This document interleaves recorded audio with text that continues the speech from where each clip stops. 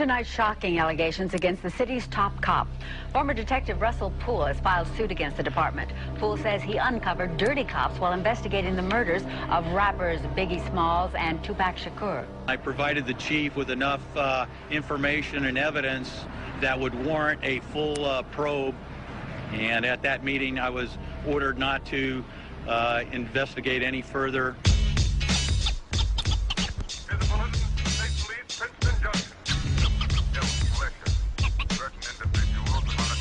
Los Angeles, California. We're driving to meet ex-detective Russell Poole at his lawyer's office. Ex-detective Poole resigned after 18 years on the force when he was prevented from investigating fellow police officers whom he believed to be involved in the murders of Biggie Smalls and Tupac Shakur. Russell Poole is currently suing the Los Angeles Police Department. Russell believes that the whole thing started because Suge Knight owed Tupac millions of dollars in royalties. Tupac was about to leave death row and audit them, and that was why he was murdered. Hey, how you doing? How are you? Good. Come on in. Thank you.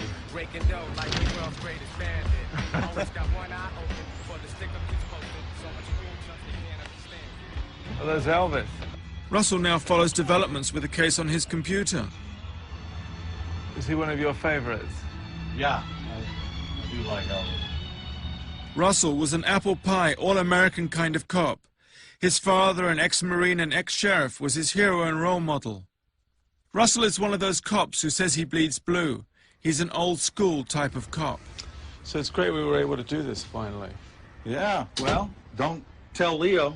Would you get that on? Leo will be pissed.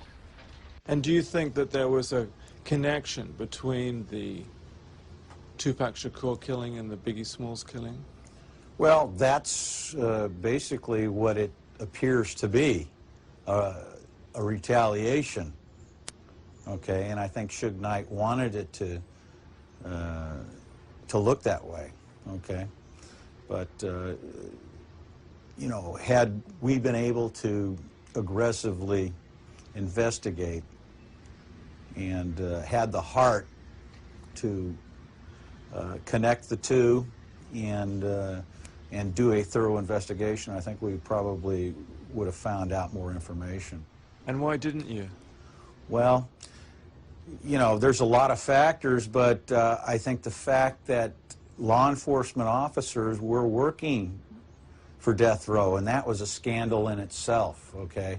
The fact that law enforcement officers were working for gangsters, known felons, basically organized crime, because it was no secret that Death Row Records was involved in drug trafficking. Between 30 and 40 police officers, some of whom are seen here, worked off duty for death row. Suge Knight had a lot of power, even within the DA's office. Suge Knight, to me, was one of the most powerful gangsters around. He was well organized, he had a lot of power, and what gave him the power is he had dozens and dozens of police officers working in his organization, okay? He also had a DA that was working on his Who was that? matters, a gentleman by the name of Larry Longo. Russell believes that Tupac's murder was organized by Suge Knight to look like a gang killing between the Crips and the Pyrus, also known as the Bloods.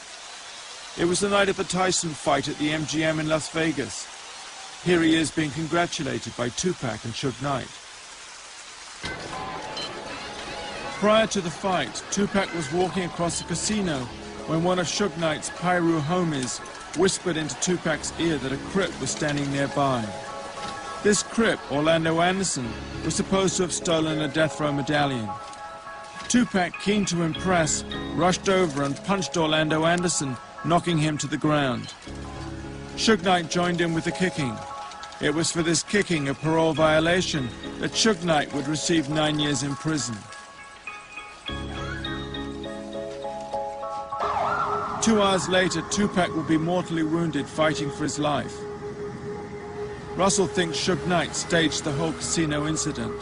He thought he would be able to beat this casino probation thing. He really did. It just backfired and there's nothing he can do for his defense, because the whole reason for that setup in the casino was to provide a motive, you know, for Compton Crips to do the hit on Tupac, when in fact Suge Knight's people that he hired was going to do the hit. See, it's very smart. I mean, if you study any of these mafia flicks, I mean, it's just perfect.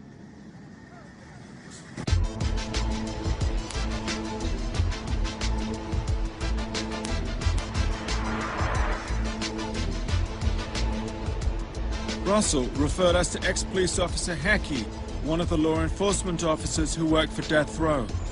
Hackey was one of Tupac's personal bodyguards. He now operates from here in San Pedro. Ex-officer Hackey works from here as a bounty hunter. He had himself just been released from prison.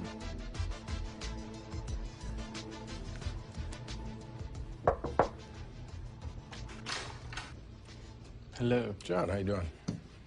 Hackey was incarcerated for having a trunk full of AK-47s. So when did you actually get out? Actually, to be exact, I was released on the 14th of January. 14th of January? Yeah. This is Hackey as a police officer in Plumper, Dunkin' Donut days. He was a Compton police officer for about 14 years.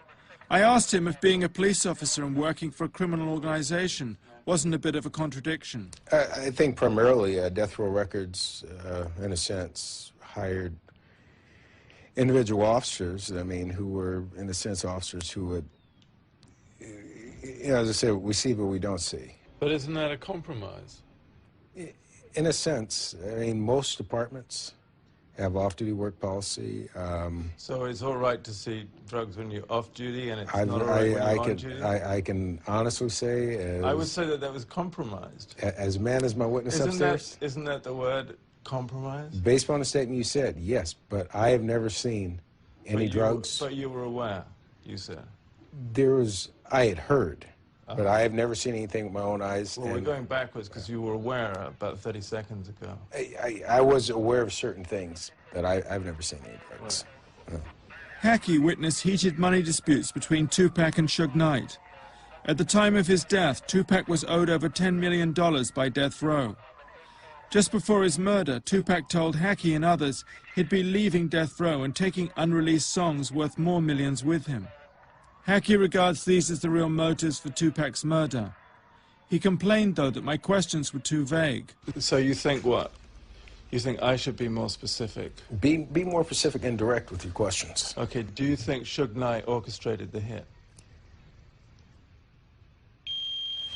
Saved by the pager.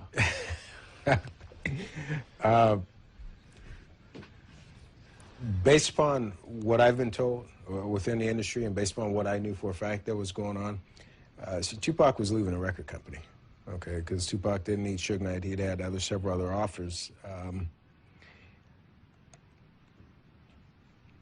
I would have to say, in a sense, that he had something to do with the orchestration of the shooting of Tupac. So tell me, do you think that the two murders, the two killings, were connected? Biggie Smalls and Tupac? My personal opinion, again. Yes, I believe they're both connected. And do you think the same person was responsible for orchestrating the two? Yes. And that person's in Death Row Records? Yes. So why do you think Biggie was killed? I think, in a sense, Christopher Wallace just happened to be, yeah, he's a well-known rap artist, but I think basically he just happened to, based on the situation transpired with Tupac, the flame was lit. So in order to throw the attention off Death Row Records, this man was killed. Next best thing, it was an East-West rivalry. Let's make it seem as if Bad Boy Records had something to do with the shooting of Tupac Shakur, which by no means whatsoever was remotely the case. This is Suge Knight at his Death Row offices. I wondered if he was the victim of his own gangster posturings, the diamond earrings, the Havana cigar. This is the Suge Knight custom-made electric chair. And then there was a statement Suge Knight made about him and Tupac, seen here minutes before they were shot at. Suge Knight didn't help his credibility by saying he had a bullet stuck in his head, when in fact medical evidence showed he was only scratched by a piece of flying glass. Let me ask you something. You were hit as well in that car. Mm-hmm. Are you doing okay today? I can see your injury. I got a bullet still in my head. The bullet's still in your head? Yes. The doctor told me that they did brain scans, all kind of stuff, and it went in and cracked my cranium, and it stayed there. They said there'd be more chances for damage to try to take it out than sew it up. I was hit there, I was grazed some other places. I got a deep slash with a bullet grazed the back of my neck, which if it had went another inch, it'd hit my spine and paralyzed me all the way down. Suge Knight appeared to celebrate his history of violence. Rumors that he dangled Vanilla Ice by the ankles, charges of violent assault, attempted murder, the reports of daily beatings at his offices. After a semi-successful football career, Suge Knight had reinvented himself as a Mob Piru gang member, dressing in the blood colors, surrounding himself with a posse of ex-con Piru gang members. The Mob Pirus come from Compton in LA, also the home of their rival gang, the Crips. Suge Knight was born and grew up in this area, the area of the Mob Pirus. It was in this street that he played as a kid. He said he used to see bodies in the alley on his way home, and one has to ask how growing up in Compton affected Suge Knight. See you later. This is Reggie Wright Sr., Chief Gangs Officer. He said the gang warfare in Compton was so intense, he'd witnessed the genocide of almost an entire generation. My mother's bedridden. I had to come in here and say hi to my sister and them, keep up with her. Reggie was the most cheerful gang officer we'd ever met. So you said the mob started here? It was. Well, actually, this house right here to my right is one of the leaders of it. Used to live. These kids, these are the good guys on the street. They don't get in any trouble, right, guys? Turn your butt right. I act like you don't want to be seen. Any other time, you right out here, right out in the front. Let them see what the good guys look like from the neighborhood. How you doing, man? All right. These are some of the kids that live over here. But quite frankly, the guy in the yellow, his dad, is one of the original Mob Pirus. And matter of fact, his dad was present that night at the casino when they had that incident. You mean Tupac? Because he worked with Suge, one of the McDonald's, so. Tupac's murder caused massive gang warfare in Compton between the Pirus and the Crips. The death row explanation of events was that Biggie and Bad Boy were aligned with the Crips, whereas Suge Knight, Tupac and Death Row were with the Pirus. Gang loyalty is the most important thing in Compton. To be called a snitch is to be as good as dead. Suge Knight lived over in this area here, over on this side of town. He never really claimed any particular gang or stuff because he was into football at the time and going up. But the guys he grew up with, and the gangster type guys are guys from this mob area over here. And naturally, when he got into his business and started the Death Row label, a lot of those guys wanted jobs from him and wanted to identify with him, and he hired them to work along with him. Tupac, when he became part of Death Row, a lot of the guys that were doing work with Death Row or more or less part of the Death Row entourage came from this area here. So naturally, when Tupac was killed, these guys, you know, took offense to that. And that's when we had the retaliation. After Tupac's murder, there were over 20 shootings in Compton over a 10-day period between the Pirus associated with Death Row and the Crips. There's no evidence that the Crips were working with Biggie and Bad Boy at the time of Tupac's murder. The so-called gang war is regarded by Hackey and ex-detective Poole as being used to take attention away from Suge Knight's involvement in Tupac and Biggie's murder.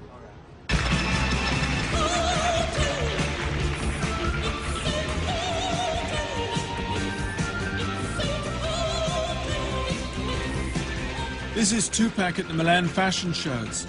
We're going to see Frank Alexander back left, who was with Tupac when he was murdered.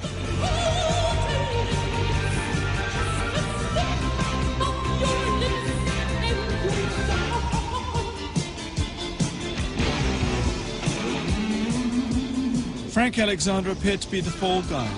Despite the incident with the Crip at the MGM, Frank was the only bodyguard assigned to Tupac that night. He was unarmed and did not have a radio. When he refused to lie about the incident, Frank received death threats. Frank now lives on this horse ranch in Orange County. Oh. Good. Hi, how do you do? Good. Good to see you. Nick Broomfield. Oh, hi, Nick. Hi. So you, this is the UK crew, huh? Yeah. So you were Tupac's bodyguard? Yeah. Frank, a former Mr. Universe, terrified by the death threats, found spiritual peace when he became a born-again Christian. He also got several Rottweilers to back him up in case all else failed.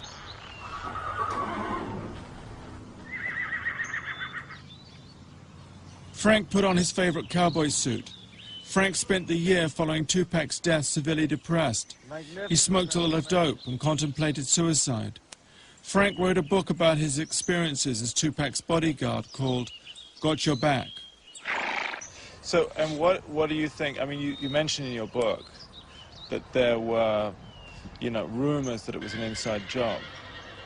I never mentioned in my book that there was rumors of an inside job because I had been on vacation prior to going back that day to Las Vegas to work, and I think the exact phrase you used in your book was that there were rumors that Suge Knight had orchestrated the killing. I didn't even say that in my book. Okay, so this is an exact quote from your book. Okay. Okay. It says, word circulated that the shooting was orchestrated by Suge. Word circulated. I think it did not circulate from me saying anything. No, I said that was the quote from the book. Okay. Word circulated. That it has circulated, that Suge had something to do with it. That the shooting was orchestrated, the killing was orchestrated by Suge. By Suge. Uh-huh.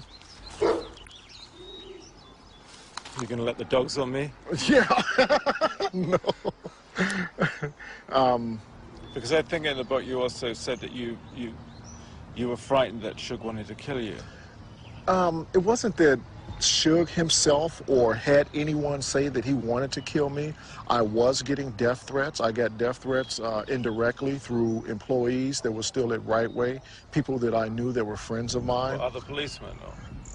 I never heard it from a police officer saying that I was going to be killed or anything like that, but I was told by LAPD and also by Las Vegas Metro to watch my back and to be careful, because possibly something could happen to me. No, I just wondered why you wrote that you were frightened of Suge and that Suge wanted to kill you. I didn't say that Suge wanted to kill me. Well, I could give you another quote. I'm gonna help you on that. A friend of mine called me and said, Suge wants you dead. I go, what? He goes, DR. I go, DR? He goes, yes, Death Row Records wants you dead, which I have on tape. I have it recorded. Frank and Tupac were close. Frank also gave us this video hit shot of Tupac with his niece Lamaika. Tupac called Frank Frankie. Tell Frankie to call me. Frankie, you call me when she tells you to call me Frankie. Frankie goes to Hollywood. Hey, yo, Frankie. Frankie! Yo, Frankie! What are you calling this fool? What? Y'all call him Frankie? Nah, we gonna call him Frankie. Only our family call me Elamika. Too sexy for some sleeves. Too sexy for some long pants. Got your level? Rain down this hair. Hey, look so Frankie. Rain down this hair. No more. Rain down no more. The horrors of Tupac's murder are at best inconclusive, but there are inconsistencies that beg further questions. We know who's responsible for this. The problem we have with this case is we don't have anyone willing to come forward and testify to it. If you knew who killed Tupac, would you tell the police? Absolutely not. I mean, because, you know, I don't. Why not? Because it's not my job. I don't get paid to solve homicides. I don't get paid to tell on people. Other than the fictitious bullet in the head, further questions need to be asked about events the night of Tupac's murder. Why, for example, was Frank Alexander asked by Death Row to say that Orlando Anderson the Crip had snatched a chain from Tupac the night before the fight, when in fact that wasn't true? I was just asked concerning Orlando Anderson to say that Tupac and I had seen him earlier at the MGM when we were over there and Tupac was gambling, to say that he had snatched off a chain off of Tupac's neck. If we have a homicide and we know that it was something that was planned, we're going to start interviewing people, you know, whether it's weeks, months, or years prior, basically whatever it takes to find the inception of that plan. Whose idea was it to kill this person? Why did they want them dead? And when did they start talking about it? To me, prior to leaving, was he's not going to be in Vegas. I don't have to worry about him showing up, and don't worry about it because he won't be there. He did not want to go to Vegas. Matter of fact, he fought off going to Vegas all the way to the last second. And when I got there, I was surprised to see him there because he had told us that he was not going there with, his words, them sellout niggas. I was told by another one of our security guards that was a bodyguard that he had escorted Pac to the airplane as they were leaving New York.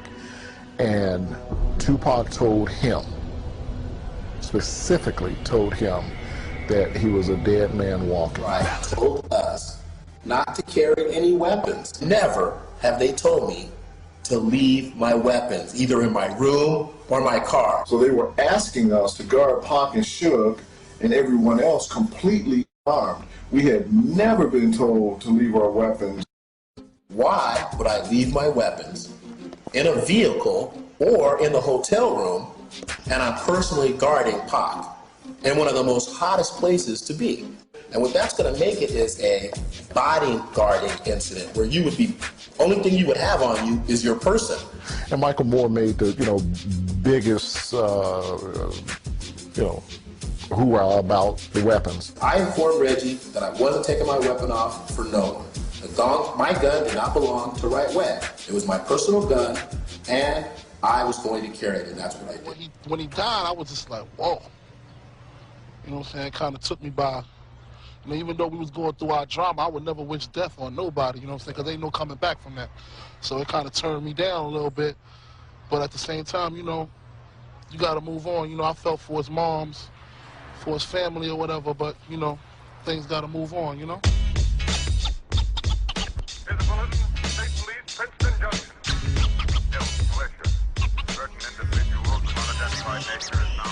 Biggie was murdered a week after doing that interview. So what then happened? Once Tupac was murdered, why was Biggie next? Hackey said it was to take attention off death row. Was it aimed against Puffy to take away his most valuable asset? Or was it just that the killing machine was in place and the killing couldn't stop? We went back to Orange County to see ex-detective Russell Poole. He did a lot of the groundwork on the Biggie murder. So, and tell me, was Kevin Hackey one of your main sources of information? Yes, he is. He was a main source of information, and his information was worthy of follow-up. And when I tried to follow up on that information, I was stopped and ordered not to go any further. This toilet bowl sketch was placed on Russell's desk when he insisted on investigating fellow LAPD officers. The piece of excrement marks his place as D1 detective. Russell was then removed from the case. It affected him very deeply. I almost took my life, but it was my kids that actually saved me, okay? And it hurt. I was betrayed by my own department because of the core values that the Los Angeles Police Department preached from day one. Honesty, integrity, okay? Tell the truth. Swear to tell the truth, nothing but the truth, so help you God. Do a good job, do a thorough investigation, worked for the community. I believed in the oath of office. I believed in the protect and serving the people. I really did. But on the inside, behind closed doors, that it wasn't the case. When it came to cops being investigated, we weren't serving the public the way we should have served the public. Biggie was murdered on March the 9th, 97, 6 months after Tupac. He was leaving the Vibe party at the Peterson Motor Museum in Los Angeles. It was a well-orchestrated hit. You got to ask yourself one question. Why haven't these cases been solved? One reason that they were well orchestrated, well planned out, radios being used, communication, and had to be experienced people doing this, which would lead you to believe that experienced police officers knew exactly what to do. Russell suspected police officer David Mack for orchestrating and organizing the hit using scanners and radios that were later found in his house. Officer Rafael Perez, Officer Mack's former partner and best friend, who was convicted for the sale of drugs, racketeering and falsifying evidence. Officer Kevin Gaines, who was having an affair with Suge Knight's wife Sharita, who was later killed by a fellow LAPD officer in a road rage incident. Russell also suspected Harry Billups, a.k.a. Ammar Mohammed, as a possible hitman. He's godfather to Officer Mack's kids. Officer Mack was later convicted for this bank robbery.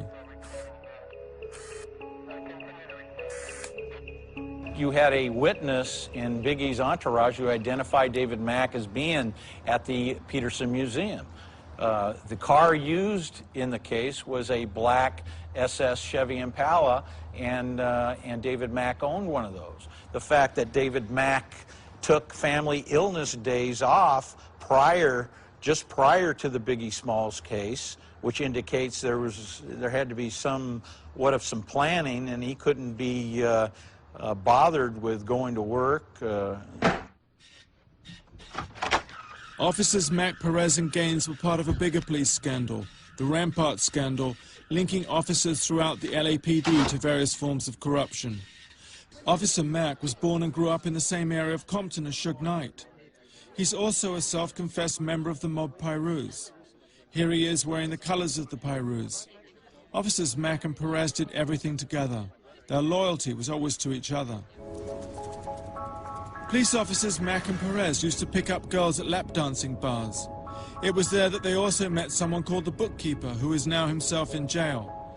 It had been very hard to meet the bookkeeper. We were told that he'd been moved to another jail, that he suffered from Tourette's syndrome, that he was manically depressed and didn't want to see anyone, and that he feared he'd be killed if he spoke to us. This is Ron Siebold, his lawyer.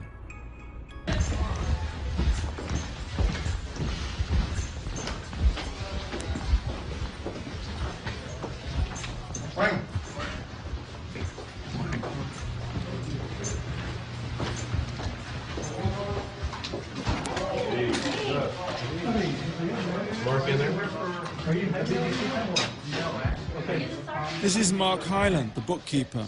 He's up for 37 counts of impersonating a lawyer. In February of '96, several LAPD officers, including Rafael Perez, Nito Durden, and David Mack, were at Fritz's in Bellflower, which is a gentleman's club, a topless bar. And at that meeting was also a gentleman, a rapper, Suge Knight, and some of his other associates and everything. And there was, in a nutshell, there was a hit taken out on Notorious B.I.G. They were talking about planning on how to get the monies and the weapons together.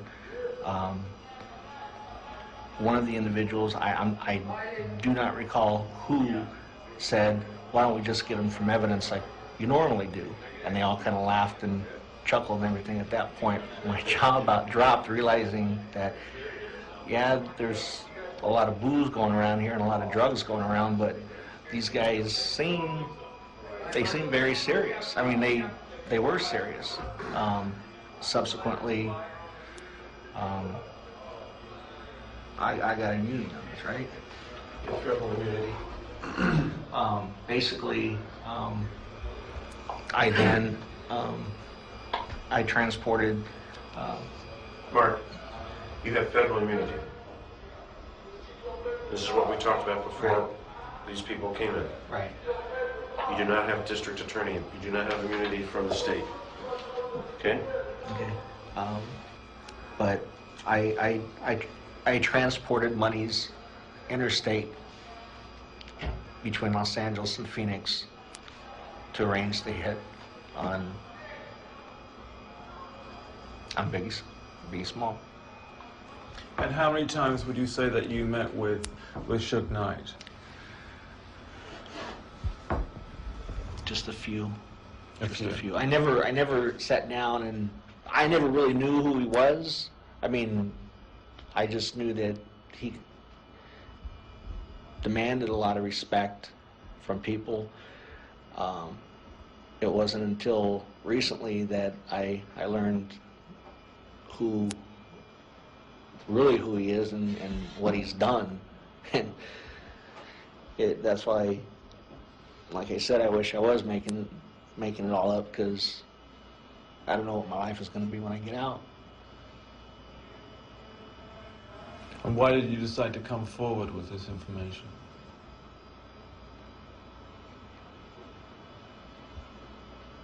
Guilt.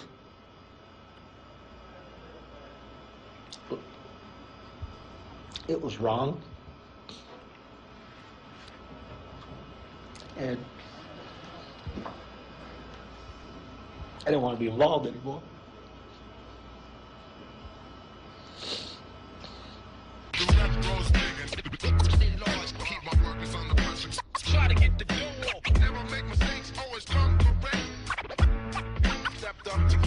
Hackey just informed us he was working as an undercover FBI agent a year before Tupac was killed. According to Hackey, FBI agents and ATN agents were in cars just behind Tupac on the night he was shot. Hackey claims he was betrayed by the FBI. He wasn't given the promotion he was promised, and they then let him languish in jail. Howdy. How you doing? We'd caught Hackey on the hop. I sit around 11. Oh, Jesus. You guys doing okay? Yeah. Yourself? Good. I can't complain. It's been a good day. So far. Hackey says he has the documents to prove his claims. No mail. No. So, did you manage to get those documents you mentioned? Did I manage? Yeah, I told you I can get the documents. That's not an issue. My attorney's working on a thing. I'm working on something. See, once... Are we on tape? No. We can wait. What's so amazing about these documents? Put it to you this way. Oops. I've already been offered $250,000. Okay? $250,000 for what? These documents. They're actual, Really? Yeah. From who? Come on now. What? Oh, you got that camera on me again. $250,000, that's a lot of money. I told you I made this for the money. I mean, excuse my French, I got bullshit. I got fuck off money. I ain't worried about that. I told you I'm saying I got that kind of money. You know, that's what I'm saying. I got that kind of... I told you I'm not hurting for money. I'm not a millionaire, but I'm far from hurting for money. Remember, I told you that before. Good morning. Good morning.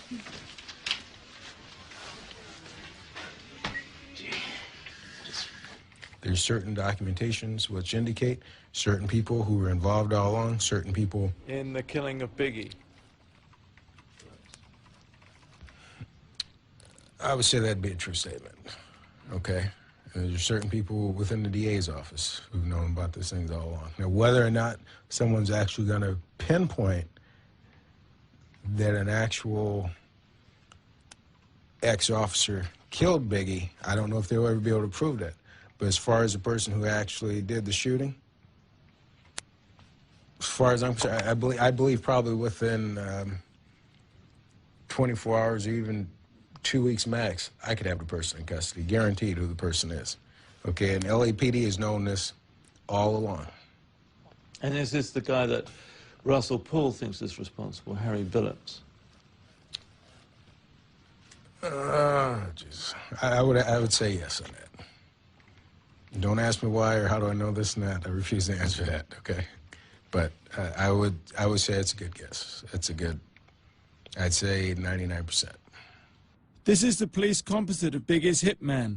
And this is Russell's main suspect, Harry Billups, a.k.a. Amal Mohammed, who to this day has never been questioned by the LAPD. He's known to Suge, he's known to Reggie, he's known to a handful of LAPD officers, which have obviously come about in the Rampart scandal, and obviously the other individual, which is in federal prison now for the bank robbery. So, I mean, in a sense... Who's David Mack? Yeah. So, Perez's partner. Oh, you want me to clarify? Okay, yeah. You know, in a sense, there's just too many, I guess, in a sense, in a whole scenario, whether it be Tupac's killing or Christopher's killing, I mean, there's too many dots that are connecting. But isn't that a bit vague? I mean, connecting dots, you can't really make an arrest on that. Exactly, you can't It's just really an make allegation. It's just an allegation, And but again, but LAPD is sitting on a major piece of the puzzle. And why haven't they done anything about it?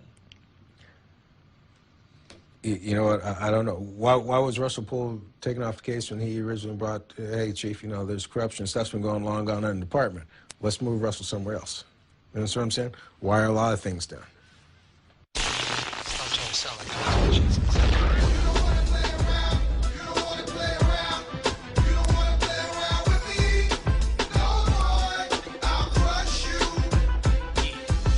This is the video of Little C's, who was with Biggie when he was shot and who provided the police composite.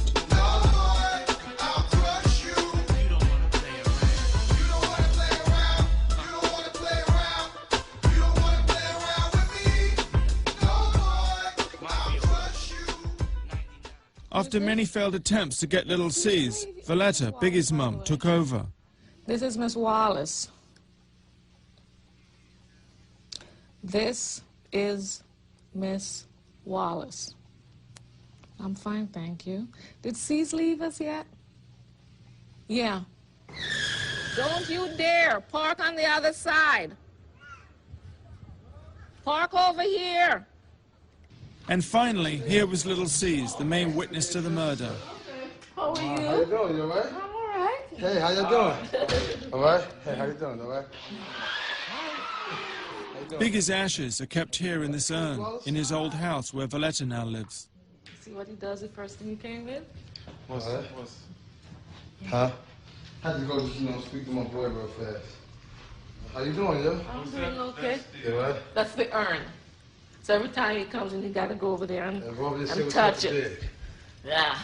So that's Christopher's little heart of everybody that, he was associated and affiliated with. He meant a lot to my son, and those are my son's words. I asked Little C's where he was sitting in the car with Biggie. Yeah, I was right behind him. He was in the passenger seat, and I was right behind him in the back seat. I was right there. Yeah. And what did you see? I just seen the car just roll up and just start shooting in there. One dude in the car by himself. You know what I'm saying? I was sitting outside the window. I was looking out the window, and the car just rolled up, stopped right there on the angle of us, and started shooting in the car. He only shot through big door. No, this was something that whoever did it, they had to see all that, and they had to plan it. Because it happened too good, and it was police out there. They shut the party down from a fire drill, so it was police there. These are FBI photos. The amazing thing is that Biggie and Puffy were under surveillance at the time of the murder.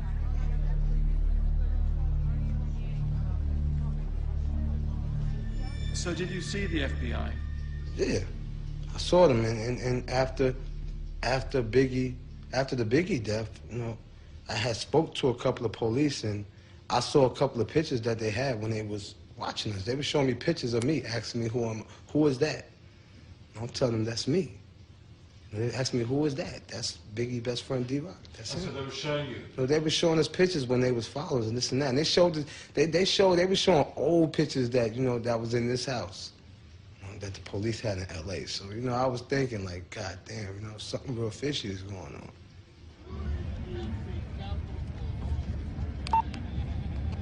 I called the FBI agent who took the photos.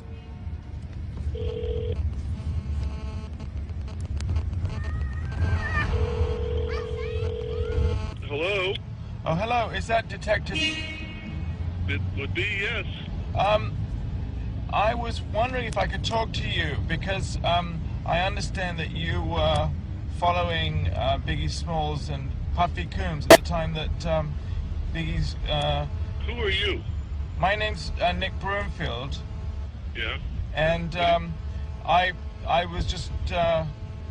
I saw some photographs that I believe you might have taken, and I was wondering if I could talk... What do you do for a living? I'm a documentary filmmaker. Okay. Let me call you back. I'm in court right now. Call you a little later. I discovered he was attending Puffy's trial for the nightclub shooting. We'll be on. No, I was just wondering what, you know, what it was that you were investigating at the time. Right. Well, you know, I wouldn't discuss it with you. Oh, you wouldn't discuss it? No. Even though it was some time ago? Well, it hasn't finished yet. It hasn't finished? Where'd you get my number? Where'd you get my number? Sorry? Where'd you get my number? Where did I get your number? In 1993, a Senate Select Committee was set up to look into the hip-hop movement. Fear of its inflammatory qualities led to FBI surveillance. And your number was one of the numbers I was given. As somebody, you know, who was actually following Biggie at the time that he was shot, and who might be able to give me some information. Okay, but who gave you my number? You know, sorry? Who gave you my number? I really don't know offhand who that was. Okay, well, when you figure it out, beat me. I'll call you back and we'll talk. Okay.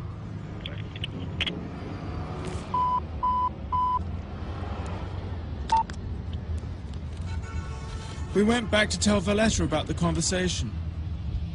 My son was just a little upcoming rapper in California for an award.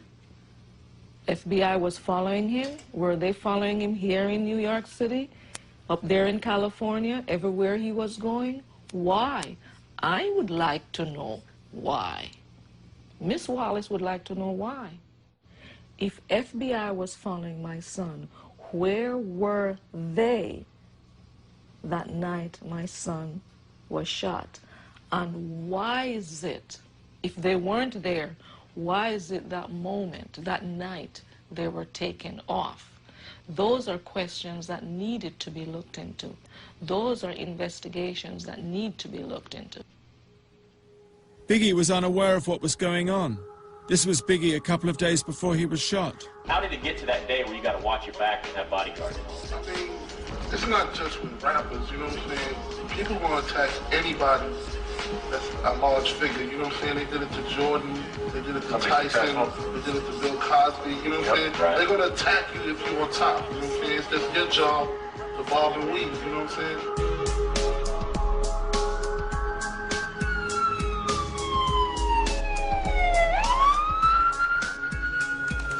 We applied to Suge Knight's prison to get permission to film. In the meantime, Valletta put us in touch with Biggie's bodyguard. Valletta said he had a strange encounter when he was standing with Puffy just before Biggie got shot. Gene, the bodyguard, lives here in Upper Manhattan. I heard he was at least 6'7".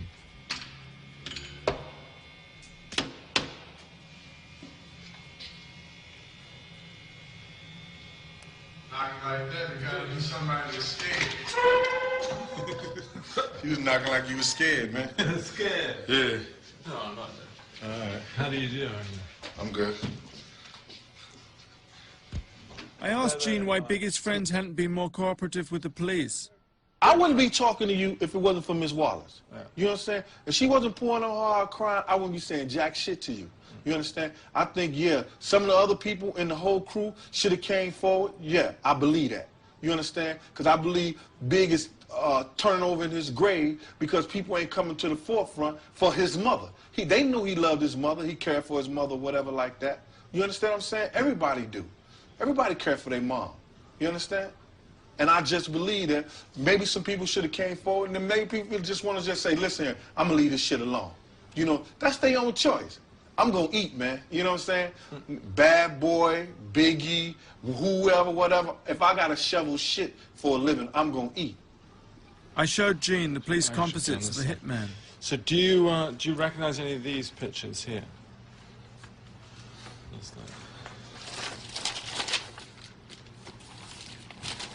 This is the individual that... That one? This one right here. That one? Yeah. That's the one Lucy's did for the police. That's him right there. That's him? Yeah. That's him? That's the guy that came up to me. That guy? That guy right there. That's him? Yeah. Have you ever shown his picture before? That's definitely him, though. Yep. Wow. That's Harry Billups, isn't it?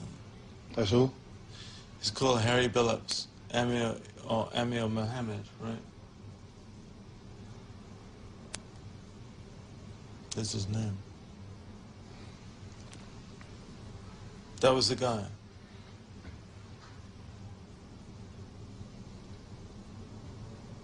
You can really remember a face that well. Wow. You'd be surprised why.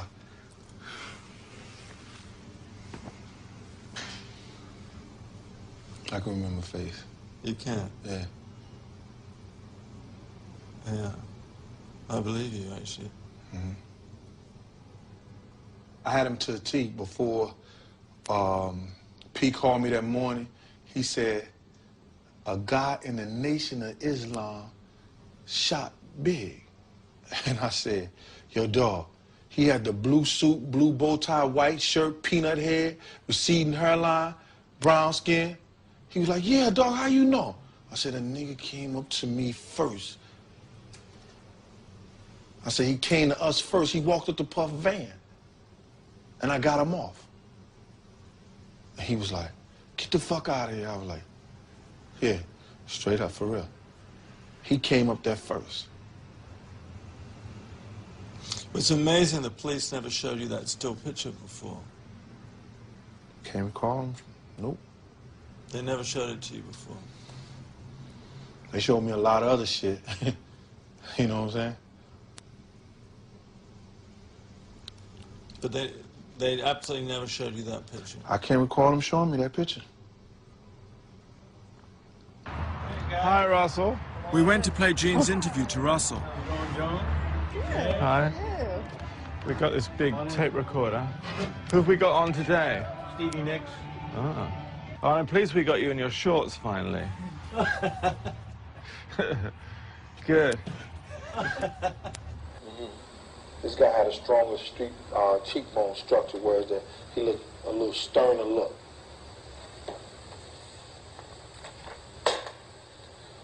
That's him right there. And he still works for the probation. That's him looking at the lineup. That's the guy that came up to me. That guy. That guy right there. Okay, so we got a witness saying David Mack was there, and now we got a witness saying Harry Billups was there. That's definitely him, though. Amir Muhammad, a.k.a. Amir Muhammad. Yep. It's amazing. What do you make of that? I think it's a breakthrough in the case. I think this is another example of how incomplete the investigation is and how they have tried everything or done everything to avoid the truth in the matter. And I still, in my heart, believe that these types of clues and these types of statements made by witnesses need to be thoroughly followed up on. And I honestly believe that the players that we're talking about, David Mack and Amir Muhammad, are somehow involved in this case. And the department, time and time again, has avoided the truth. And when you add everything up, what other reason could there be? The reason being is because they do not want to expose to the public that Los Angeles police officers were involved in the conspiracy to kill Biggie Smalls. The most amazing thing in this whole story is that Officer David Mack and Officer Rafael Perez have never been questioned in connection with the Biggie Smalls murder. Neither has Harry Billups, aka Amal Mohammed, who we tried to contact through his lawyer. If nothing else, their names should be cleared. The question now is, with Tupac and Biggie dead, will the killing machine carry on? There was a news report that Suge Knight had threatened Snoop Dogg, seen here together in happier days. Snoop apparently is now frightened for his life. We wondered if this document had anything to do with it. After a concert at Universal Studios, Snoop Dogg was attacked, kicked and punched by people working for Death Row. When asked by one of the deputies if he knew who had killed Tupac Shakur, Snoop said it was the man sitting next to Tupac. When asked if he meant Suge Knight, Snoop replied affirmatively. Suge Knight's prison has come back, giving us permission to film. But I'm having problems with Death Row, who I'm having to negotiate with to interview Suge Knight. I'm dealing with this man, Reggie Jr., seen here second left, who's been running Death Row since Suge Knight's been in prison. Reggie Jr. is the son of Reggie Sr., who we'd so much admired and interviewed in Compton. Reggie Jr. had followed in his father's footsteps and also became a police officer before running Death Row. I remembered what Hackey had said about Reggie Jr. They'd served as Compton police officers together. If Reggie and I ever met one-on-one, I think it would probably be who's going to draw first. The other unfortunate thing was that Reggie didn't seem to be a great fan of my films. Because I don't want none of this Heidi Feist bullshit tape that you did, where you go and the whole thing was to show how you were so slick to get to Heidi, and everybody around Heidi was bumbling fools. And if you don't say that's how your documentary went on Heidi Feist, then you're not an honest man. Well, I hope that this will be. I don't want that to be. I hope this will be a much better film than the Heidi Fleiss film. I hope so as well. Oh, you thought it was really bad? I did say that. My whole point is, don't use us to get that type of work done. No, if you just be straight with us, and we'll tell you what we can and can't do. A lot of things we don't mind speaking. We don't like speaking on the Tupac thing because that's an unfortunate thing that happened. Unfortunately, Reggie was insisting that a Death Row representative attend the interview. I mean, I would gladly take him in there, and it's just, that's not my decision. Okay, well, see what you can do to help him get approved. And if he can't, then you can go. But I can assure you, Mr. Knight, or any guys that's I can probably even say any guys that's black in the prison won't be speaking to you. Why, really? I guarantee you that.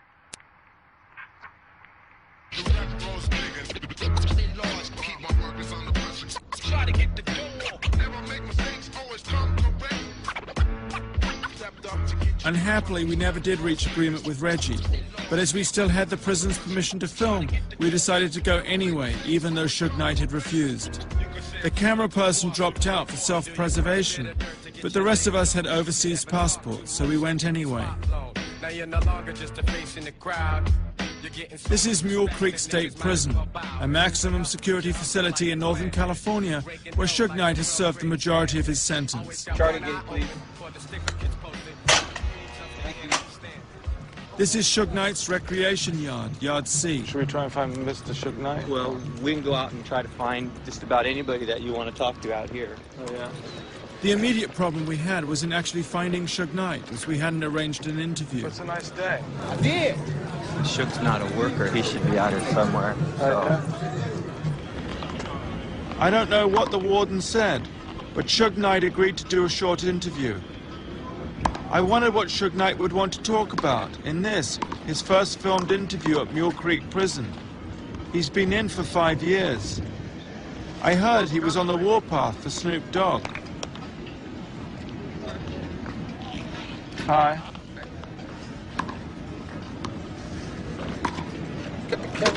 Oh, okay. My cameraman seemed a bit jittery. It was like he wasn't there, dreaming of some tropical island in a better world somewhere else. I noticed he seemed to be looking around for a possible route of escape. Let me talk to you one more time. Okay. We're doing a benefit for some kids out there, too. Uh-huh. You know what I mean? I don't know if you talked to anybody from my office. You ever talk to anybody from my office? Yeah, spoke to Reggie. Right. You Yeah. talk to Reggie. I mean, I don't have to do this. No, I know you don't. But I do this because, you know, we're doing a piece positive for the kids. Okay. So I don't want to, there's no slander and funny stuff. It's what you want to ask me before we get on that? Well, I said, I gathered that you didn't really want to talk very much about Tupac. I agreed to no slander and funny stuff, and to ask Suge Knight about his message to the kids. And so, what is the special message you would like to send to the kids? Like I said before when you first came in, if it's anytime it could be anything positive to help with the kids, well, if they can see from if it's my mistakes or the next person's mistakes, but I don't have to make the same mistakes, I'm all open for it. And what would you like to say to them about the mistakes? About the mistakes that I was, you know, everybody makes mistakes. And you got in the media what's going on today for is a lot of kids saying they get their input off of rap music or rap artists or entertainment. I think some of that can be true, but most of it, I would like them to understand that basically all the artists who's involved, and if they get in trouble, these guys have record companies back them that will get them high-powered lawyers. If they have high-powered lawyers, 9 out of 10, they would never ever, you know, come to the penitentiary. But the guys in the inner city, if they get in trouble, they have what we call a public defender, which is they're not gonna have the best.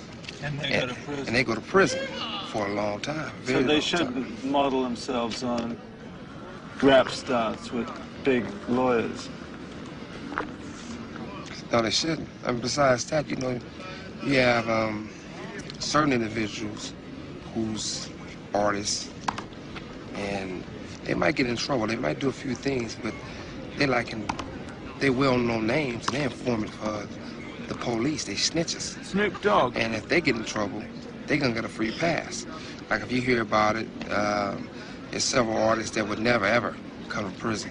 No matter what they do, you hear about it getting caught, if it's firearms, getting caught with drugs, doing this, doing that. Like who, you think? Well, put it to you like this. When you look at it and you think about it, you see that you watch the news, you follow the people's trials, people's court cases, or you follow what you hear, word of mouth, what you hear about the streets, about the guy getting 25 years because he had $2 piece of crack cocaine on him, or a guy got 10 years because he had a firearm on him. Then you get a guy for if it's not personal, so I don't want to make it seem like I'm slandering these guys' names, or if you hear about a lot of the artists, some of them used to be on death row, some on other labels, you might hear them getting caught with drugs, getting caught with a gun, stab somebody, do those type of crimes. They're not gonna come to prison. One of the reasons they're not gonna come like Snoop? Well, Snoop would never come. I mean, Snoop was on, you know, we beat a murder trial for him, but then he was on probation. Then he got caught with 2 ounces of marijuana. Then he got caught with guns. And each time it's nothing. They're not gonna violate him. Because for the street guys know what I'm talking about. There's no puzzle. I mean, if you get a guy that constantly getting in trouble and never gonna come to prison, that's because he's an informant. He's a rat, a snitch. Yeah. You know, and they're more important to the police on the streets than in here, because they let them know what's going on. They might say they sold by telling on 3 or 4 or 5 other guys. You know, I'm from Compton, and a rat is the lowest you can go. A rat will do anything. But you don't think Snoop was a rat? I mean, I don't want to make Alice. I don't need to put nobody out there. Because if I do that, it's like a form of telling. But for the street guys out there, they know.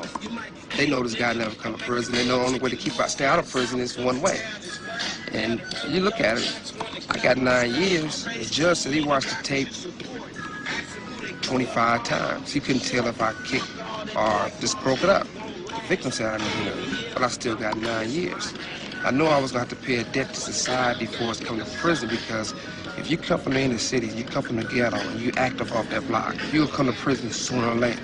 If you don't come to prison, there's only a few things, you know, you got to be working with the police. Suge Knight is leaving prison in 1 month's time. He denies any involvement in the murders.